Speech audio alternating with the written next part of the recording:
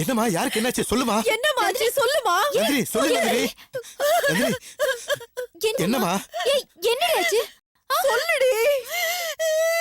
மாமனார் இறந்துட்டாரு அம்மா.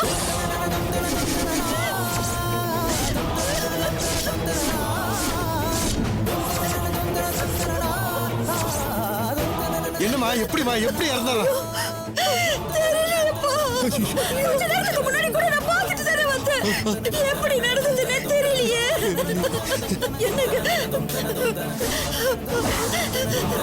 முரளி முரளி எப்படி இருந்தாரோ அவரு?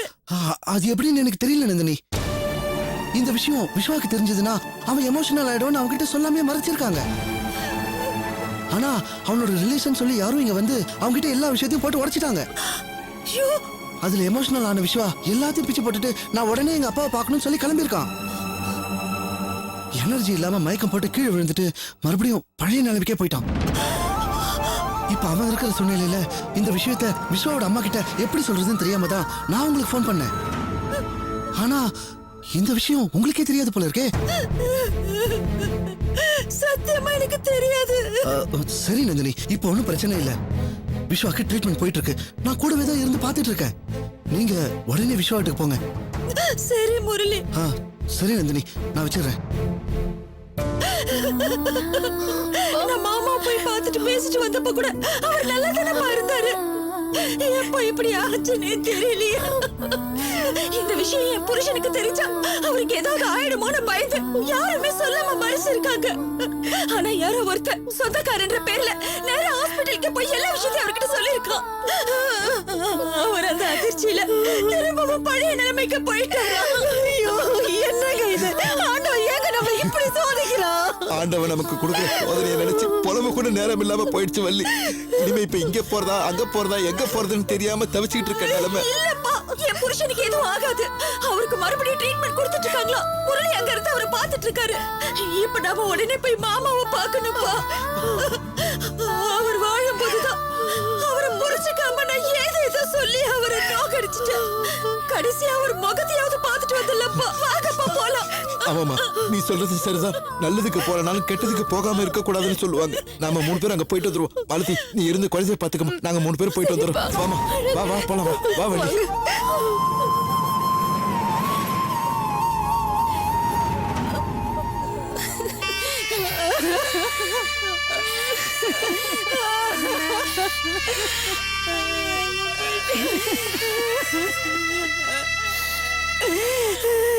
என்ன இப்படி அநியாயமா தவிக்க விட்டுட்டு போயிட்டீங்களே. நீங்க போன விஷயம் கூட தெரியாம நம்ம பெத்த பிள்ளை ஹாஸ்பிட்டல்ல கிடக்குறானே. நான் என்ன பண்ணுவேன், என்னன்னு அவனுக்கு சொல்லுவேன்.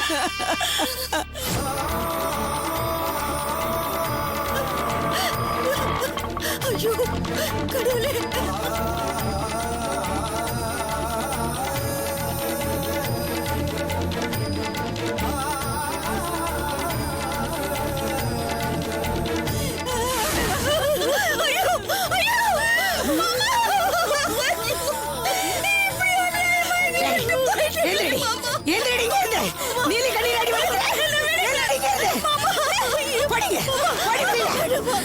நீ பொம்பளையாடி? நீ பொம்பளையா? இப்படி அநியாயமா எங்க அண்ணனை கொன்னுட்டியாடி? என்னம்மா இப்படி பேசுறீங்க? படுபாவி படுபாவி. ஏற்கனவே நெஞ்சு வலியில இருக்கிற மனுஷங்கிட்ட அதிர்ச்சியான விஷயத்த சொன்னா அவரு உசுறு போயிடுங்கிறதுனால தானே நீ சொன்ன. ஏடி அவர் உனக்கு என்னடி துரோகம் பண்ணாரு? உன் சோத்துல மண்ணள்ளி போட்டாரா? மண்ணள்ளி போட்டாரான்னு கேக்குறேன். உங்களை பத்தின எல்லா உண்மையும் அத்தை கிட்ட சொல்லி உங்க 2 பேரோட சுயரூபத்தை தெரிய வைக்கிறேன்.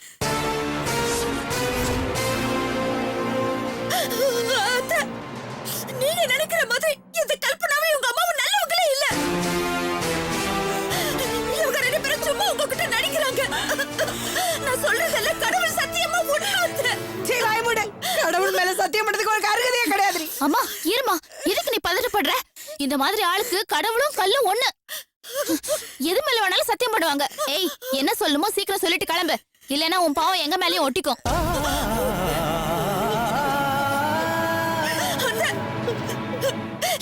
இந்த கல்பனா உங்க பையனை கல்யாணம் பண்ணிக்கிறதுக்காக இவங்க ரெண்டு பேரும் அந்த சுரேஷ் கூட சேர்த்துக்கிட்டு எத்தனை டிராமா பண்ணாங்கன்னு உங்களுக்கு தெரியுமா?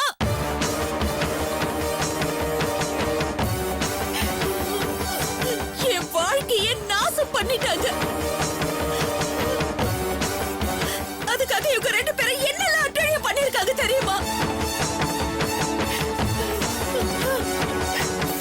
நீங்க இவங்களை நல்லவங்க நம்பி எல்லாம் வெட்டி விட்டுட்டு இவங்க ஆசைப்படி இந்த கல்பனாவை அவருக்கு கட்டி வைக்கிறதுக்கு சம்மதிச்சிருக்கீங்க.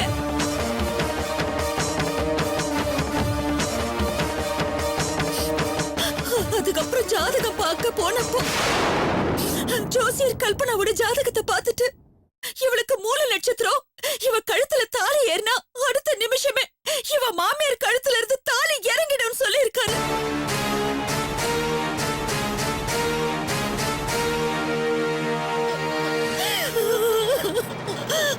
அதுக்கு இவங்க என்ன தெரியுமா சொல்லியிருக்காங்க?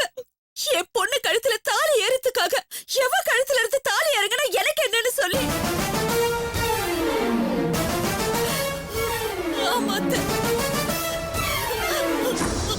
மாமாவ அந்த ஆள் எனக்கு சொந்த அண்ணனே இல்ல, ஒண்ணு விட்ட அண்ணன் தான். அந்த ஆள் வாழ்ந்தா என்ன செத்தா என்ன, என் பொண்ணுக்கும் விஸ்வாவுக்கும் கல்யாணம் நடக்கணும்னு முடிவு பண்ணிருக்காங்க.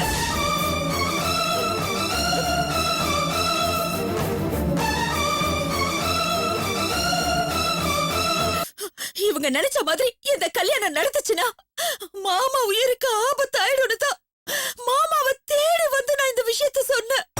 இங்க பாரு, நீ 1000 தடவை மாத்தி மாத்தி சொன்னாலும் சரி,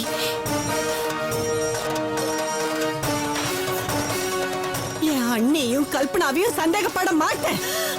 அத்தை, நான் சொல்றதெல்லாம் உண்மை அத்தை.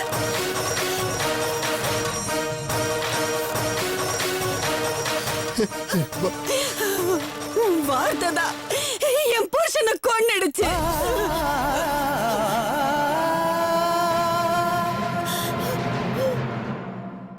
இத பார், இதுக்கு மேல இங்க நின்னுகிட்டு வாதம் பண்ணிக்கிட்டு இருந்த எல்லாரும் சேர்ந்து உன்னை என்ன செய்வாங்கன்னு எனக்கே தெரியாது. மரியாதையா கிளம்பிடு. அத்தை, நான் சொல்றதெல்லாம் உண்மை அத்தை, என்ன நம்புங்க. என்னடி என்னடி உண்மை? சரி, நீ சொன்னதை உண்மையாவே வச்சுக்குவா.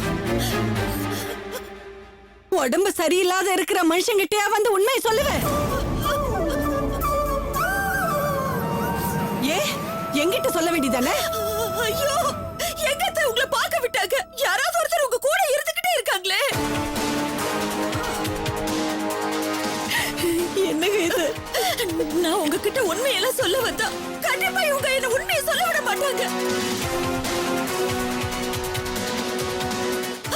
அது மட்டும் இல்ல, எனக்கு இந்த உண்மையெல்லாம் தெரிஞ்சிருச்சுன்னு இவங்களுக்கு தெரிஞ்சிருச்சுன்னா நான் அத மாமா கிட்ட சொல்றதுக்கு முன்னாடியே அந்த விஷயத்தை பொய்யாக்குறதுக்கு இவங்க ஏதாவது திட்டம் போடுவாங்க.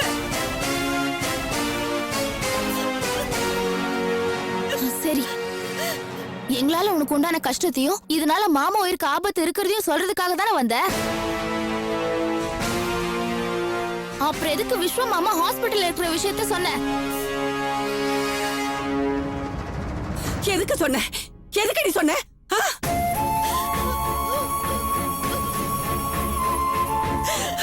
அவர் உடம்பு இருக்கிற நிலைமையில எந்த அதிர்ச்சியான தகவலையும் சொல்லக்கூடாதுன்னு உனக்கு தெரியாது? ஐயோ அத்தை, என் மேல எந்த தப்பும் இல்லைன்னு நிரூபிக்கிறதுக்காக ஏதோ ஒரு வேகத்துல வாய் தவறி சொல்லிட்டேன். என் பொண்ணு உணர்ச்சி வசப்பட்டுதான் எல்லா விஷயத்தையும் சொல்லிருக்கா. அதனால சம்பந்தி உயிருக்கு எந்த ஆபத்தும் ஏற்படல. ஆனா அதுக்கப்புறமே என் பொண்ணு வாய் மூடியா. ஒழுங்கா 3 பேர் இங்க இருந்து போயிடுங்க. சம்பந்தி, அண்ணி, உங்க மேலதானே இவங்க பழி போடுறாங்க. உங்க கையாலே இவங்களை வெளியே தள்ளுங்க. சம்பந்திமா, கேட்டலடி, நீயா போயிடுறியா இல்ல உன் கழுத்தை பிடிச்சு வெளியே தள்ளட்டுமா? ஐயோ, வேண்டாமா. ஐயோ, நந்தினி.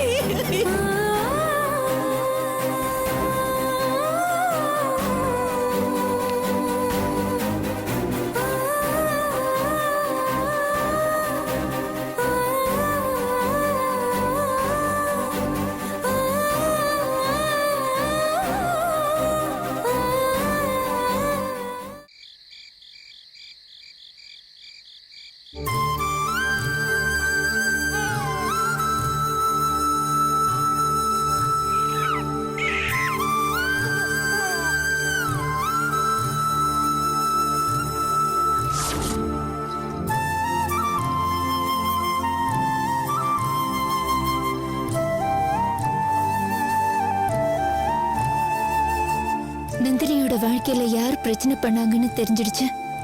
அது விஸ்வாவோட அப்பா கிட்ட தெரியப்படுத்தணும். ஆனா விஸ்வாவோட அப்பா கோவப்பட்டு அவரை போய் சேர்த்துட்டாரு. சரி விஸ்வாவோட அம்மா கிட்ட சொல்லி புரிய வைக்கலான்னு போனா அந்த கொடுமைக்காரிங்க பேச்ச கேட்டு நந்தினி சொல்ற எதையுமே அவங்க நம்பவே மாட்டேங்கிறாங்க. அவங்க நம்ப மறுத்தது மட்டும் இல்லாம மாப்பிள்ளையோட அப்பா சாவுக்கு காரணம் நம்ம நந்தினி தான் நம்ம மேல பழைய போட்டு எல்லாரும் முன்னாடியே என் பொண்ணு இப்படி அசிங்கப்படுத்திட்டாங்களே. அதுதான் என்னால தாங்கிக்கவே முடியல.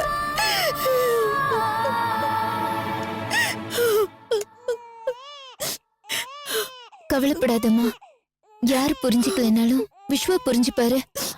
அவருக்கு சரியானதோ அவருக்கு எல்லாத்தையும் நம்ம புரிய வைப்போம்மா.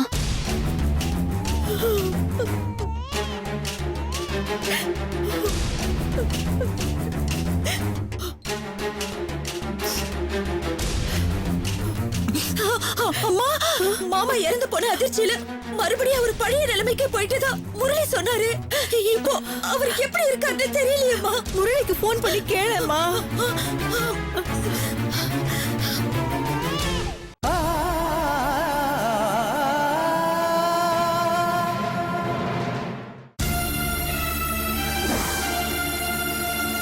டாக்டர் இப்போ விஷயம் எப்படி இருக்கான்? பெரிய இம்ப்ரூவ்மெண்ட்லாம் எதுவும் இல்ல. பிபி ரொம்ப அதிகமா ரேஸ் ஆகி இப்போதான் நார்மலா இருக்கு. அடிக்கடி இந்த மாதிரி வந்துச்சுன்னா அது பெரிய விளைவுகள் உண்டு பண்ணும். ஏன்னா ஹை பிபி எதையும் கெஸ் பண்ண விடாது. ஹார்ட் பீட் கூட திடீர்னு பெரிய பாதிப்பை உண்டு பண்ணிடும். அதனால அவரை காப்பாற்ற வேண்டியது எங்க பொறுப்பா இருந்தாலும் திரும்பவும் அவருக்கு இந்த மாதிரி பிரச்சனை வராம பாத்துக்க வேண்டியது அவரை சேர்ந்த உங்களுக்கும் அந்த பொறுப்பு இருக்கு. சரிங்க டாக்டர். தயவு செஞ்சு அவரை யாரும் எந்த வகையிலும் டிஸ்டர்ப் பண்ணாம பாத்துக்கோங்க. சரி டாக்டர். அது உங்க கையில தான் இருக்கு. சரி. Okay okay.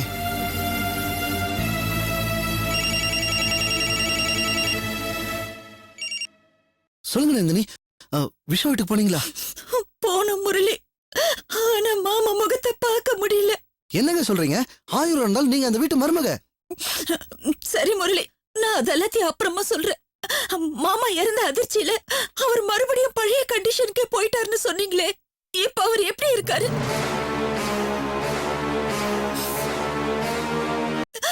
சொல்லுங்க முரளி, எப்படி இருக்காரு? அது வந்து ஏன் தயங்குறீங்க? எனக்கு என்னமோ ரொம்ப பயமா இருக்கு. சொல்லுங்க. இல்ல இல்ல, அதெல்லாம் ஒண்ணும் இல்ல. அப்புறம் ஏன் தயங்குறீங்க? இல்ல, இப்பதான் டாக்டர் என்கிட்ட வந்து சொல்லிட்டு போனாரு. மறுபடியும் பிபி ரொம்ப ரைஸ் ஆயிடுச்சான். அடிக்கடி இப்படி ஆகக்கூடாது. இனிமே யாருமே அவரை டிஸ்டர்ப் பண்ணாம நீங்க தான் பாத்துக்கணும்னு சொல்லியிருக்காரு. மத்தபடி வேற ஒண்ணும் இல்ல நந்தினி. அவன் நல்லதா இருக்கான். முரளி, அவர் நல்லதானே இருக்காரு? சத்தியமா நல்லா இருக்கான் நந்தினி. நான் இப்ப வந்து அவரை பார்க்கலாமா? வேண்டாம் நந்தினி, நீங்க இப்ப வராதீங்க. டாக்டர் அவனை ரெஸ்ட் எடுக்கணும்னு சொல்லியிருக்காரு. நீங்க வந்தீங்கன்னா அவங்க பாக்குற மாதிரி ஆயிடும். அதனால நீங்க ஒண்ணு பண்ணுங்க, நாளை காலையில அவங்க வரதுக்கு முன்னாடி நீங்க வந்து பாத்துட்டு போயிடுங்க. நானே உங்களுக்கு ஃபோன் பண்றேன். சரி முரளி, அது வரைக்கும் நீங்க அவரை பத்திரமா பாத்துக்கோங்க. நீங்க தைரியமா இருங்க, நான் அவன் கூடவே இருந்து பாத்துக்கிறேன்.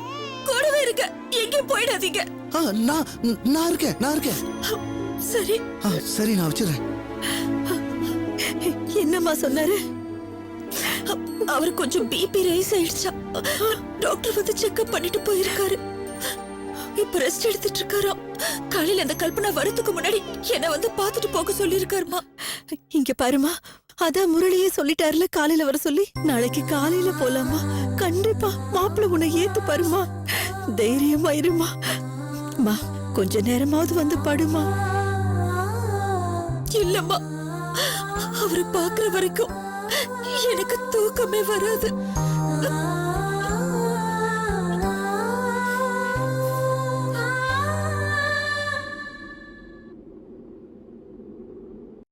நந்தினி, ஆட்டோ வந்துருச்சுமா. சொல்லி சீக்கிரம் வா. புறப்படலாமா? என்னங்க ஒரு நிமிஷம் இருங்க. நந்தினி, எதுக்கும் அந்த தம்பிக்கு ஒரு ஃபோன் பண்ணிடுமா. மாப்பிள்ளை வீட்ல இருந்து யாராவது ஹாஸ்பிடலுக்கு போயிருக்க போறாங்க. சரிம்மா, பண்ணு.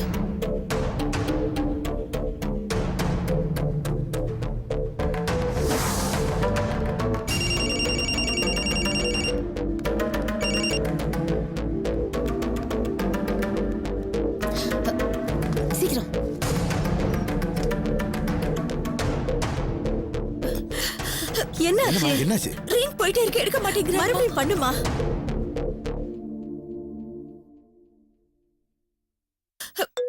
யாருமா? முரளி தான் ஃபோன் பண்றாங்க. பேசுமா. பேசு பேசு பேசு. முரளி, என்ன முரளி இவ்வளவு நேரம் பண்ணிட்டே இருக்க, ஃபோன் எடுக்க மாட்டேங்கிறீங்க? நான் என்னன்னு நினைக்கிறது? இல்ல அதெல்லாம் ஒண்ணும் இல்ல நந்தினி. சரி, இப்ப அவருக்கு எப்படி இருக்கு? அது வந்து பரவாயில்ல நந்தினி. என்னாச்சுன்னா ஒரு 5 மணி வரைக்கும் நல்லா தான் இருந்தான். 5:10 இருக்கும். திடீர்னு விஸ்வாக்கு மூச்சு திணற ஆரம்பிச்சிச்சு. ஐயோ, உடனே டாக்டருக்கு இன்ஃபார்ம் பண்ணோம். அவரும் ட்ரீட்மெண்ட் கொடுத்துட்டு தான் இருக்காரு. ஐயோ, 5 மணில இருந்து ட்ரீட்மெண்ட் கொடுத்துட்டு இருக்காங்கன்னா அப்படின்னா ஏதாவது பிரச்சனையா இருக்குமா? எனக்கு ரொம்ப பயமா இருக்கு முரளி. எதுவா இருந்தாலும் மறைக்காம என்கிட்ட சொல்லுங்க. ஐயோ டென்ஷன் ஆகாதீங்க. இப்போ ஒரு 10 நிமிஷத்துக்கு முன்னாடி தான் நர்ஸ் வெளியே வந்தாங்க. நான் அவங்க கிட்ட கேட்டேன். விஸ்வா இப்போ கண்ட்ரோல்ல தான் இருக்கான்னு சொன்னாங்க. அதனால நீங்க ஒண்ணும் கவலைப்படாதீங்க. இல்ல முரளி, எனக்கு இப்பவே அவரை பார்க்கணும். நாங்க இன்னும் கொஞ்ச நேரத்துல அங்க வந்துடுறோம். வச்சிடுறேன். ஒரு நிமிஷம் போன ஒரு நிமிஷம். அப்பா உங்ககிட்ட பேசணுமா? இந்தாங்கப்பா. முரளி, மாப்பிள்ளை வீட்டுல இருந்து இன்னும் யாரும் அங்க வரலையே? இல்ல சார், இது வரைக்கும் யாரும் வரல. ஆனா அவங்க வந்தாலும் வந்துருவாங்க. நீங்க உடனே நந்தினியை கூட்டிட்டு சீக்கிரம் வந்துருங்க. அந்த நாங்க புறப்படுறோம், சீக்கிரம் வந்துடுறோம். இந்த வந்துட்டே இருக்கோம், இந்த வந்துடுறோம். சரி சார். வாமா போலாம், வாங்க.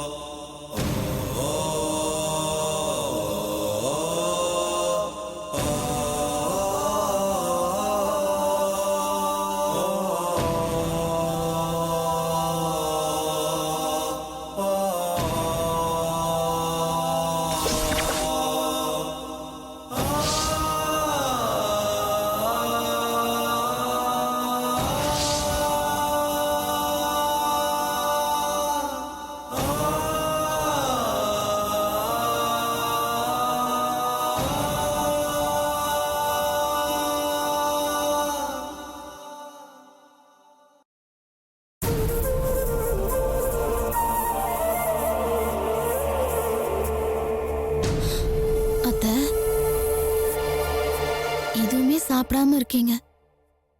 இந்த பாலையாவது குடிங்க அத்தை. என் வீட்டுக்காரே என்னை விட்டு போயிட்டாரு. நான் சாப்பிட்டா என்ன, பட்னி கிடந்து செத்தா என்ன? ஏன் இப்படி எல்லாம் பேசுறீங்க? விஸ்வா மாமாக்கு உங்களை விட்டு வேற யாரு இருக்கா? அவரும் இப்ப ஹாஸ்பிட்டல்ல படுத்து படுக்கையா இருக்காரு. நீங்க கொஞ்சமாவது தெம்பா இருந்தாதானே அவரை பாத்துக்க முடியும். அவருக்காகவாது இந்த பாலை குடிங்க அத்தை. அப்பா இறந்த விஷயம் கூட தெரியாம என் புள்ள ஹாஸ்பிட்டல்ல படுத்து கிடக்குறான். அவனுக்கு அவங்க அப்பா இறந்து போனது தெரிஞ்சா என் புள்ள துடிச்சு போயிடுவானே.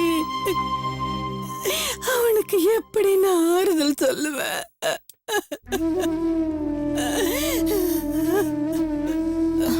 அத்தை, இதை எப்படியாவது சொல்லிதானே ஆகணும்.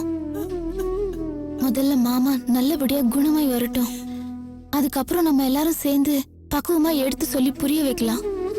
அதுக்காக நடந்ததே நினைச்சு வருத்தப்பட்டுட்டு எதுவும் சாப்பிடாமே இருக்கீங்களே, இந்த பாலாவது குடிங்க அத்தை. எனக்கு வேண்டாம்மா. அத்தை ப்ளீஸ் அத்தை. கல்பனா, என்னத்துக்கு உன் அத்தையை இப்ப தொந்தரவு பண்ணிட்டு இருக்க? இல்ல அத்தை காலையில இருந்து எதுவுமே சாப்பிடாம இருக்காங்க, அதான். ஏண்டி, நமக்கே சாப்பிட தோணல. இத்தனை வருஷம் கூடவே வாழ்ந்த மனுஷன் திடீர்னு காணாம போயிட்டா எப்படி தாங்கிக்க முடியும்? இல்லம்மா, அதுக்காக இப்படி அத்தை எதுவுமே சாப்பிடாம அழுதுட்டு இருந்தா எப்படி? கல்பனா, துக்கங்கிறது நெஞ்சில இருந்து தானா வடியணும். அதுக்கப்புறம் தான் மனசு எதுலயுமே ஈடுபாடு காட்டும். இத பாரு, அண்ணி முடிஞ்ச வரைக்கும் அழுது தீக்கட்டும். அவங்கள தொந்தரவு பண்ணாதடி. இல்லம்மா,